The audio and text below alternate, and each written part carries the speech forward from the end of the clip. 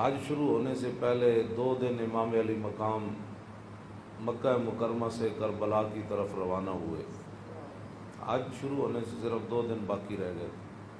آپ کو راستے میں ہی پتہ چل گیا تھا کہ صورتحال وہاں ٹھیک نہیں ہے، لیکن آپ چلتے رہے یہاں کے تک کہ آپ قادسیہ جو ہے اس کے قریب آ گئے۔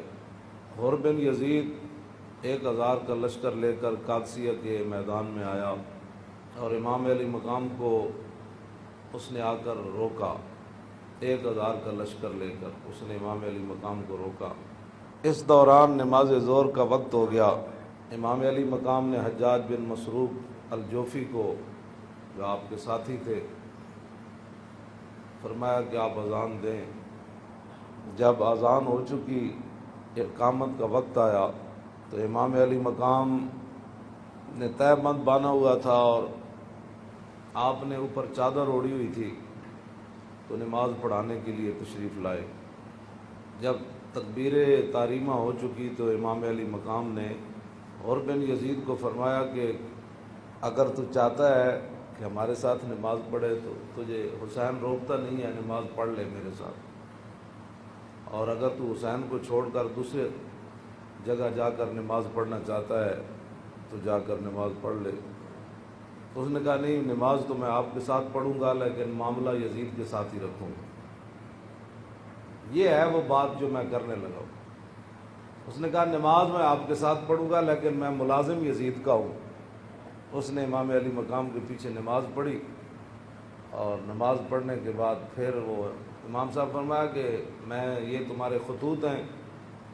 آپ نے 2 بڑے بڑے تھیلے جو ہے وہ اپنے غلام کو فرمایا کہ لاؤ، یہ میرا راستہ روک رہے، تو یہ تو تمہارے لکھے ہوئے خطوط ہیں جن خطوط کی وجہ سے میں آیا۔ آپ نے ان کے سامنے یہ خط جب رکھے تو وہ کہنے لگا کہ یہ بات آپ کی ٹھیک ہے، یہ خطوط آپ کے پاس آئے ہیں۔ فنشرا بین یدین، پورے لشکر کے سامنے آپ نے وہ خط ایسے رکھے، فرمایا یہ دیکھو تمہارے خط ہیں۔ قال الحر فإنا لسنا من هؤلاء الذين كتبوا إليك۔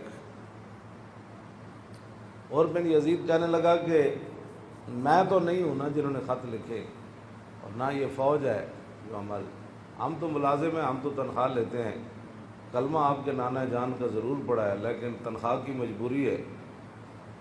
ہم آپ کو اگلی بات جو اس نے کہی، اس نے کہا کہ ہماری مجبوری یہ ہے کہ وَقَدْ أُمِرْنَا إِذَا نَحْنُ لَقِينَاكَ أَلَّا نُفَارِقَكَ حَتَّى نُقَدِّمَكَ عَلَىٰ عُبَيْدِ اللَّهِ بْنِ زِيَادٍ۔ وہ کہنے لگا کہ ہماری یہ ڈیوٹی لگی ہے کہ ہم اس وقت تک آپ کو گھیرے میں رکھیں گے جب تک آپ کوفے جا کر ابن زیاد کے ہاتھ پر بیعت نہیں کر لیتے۔ ہم یعنی محاصرہ کر لیا نا، اس کا معنی یہ ہے انہوں نے آپ کو گھیرے میں لے لیا امام علی مقام کو۔ تو وہ کہنے لگا کہ ہم آگے جو بات کی نا، اللہ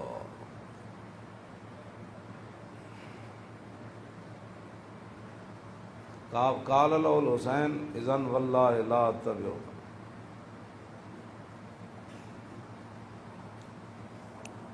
امام علی مقام فرماندے جی تو مینوں انج کرنا ہے نا بھائی، تو ابن زیاد کو لے جانا ہے تو حسین تیرے نال کدی نہیں جائے گا۔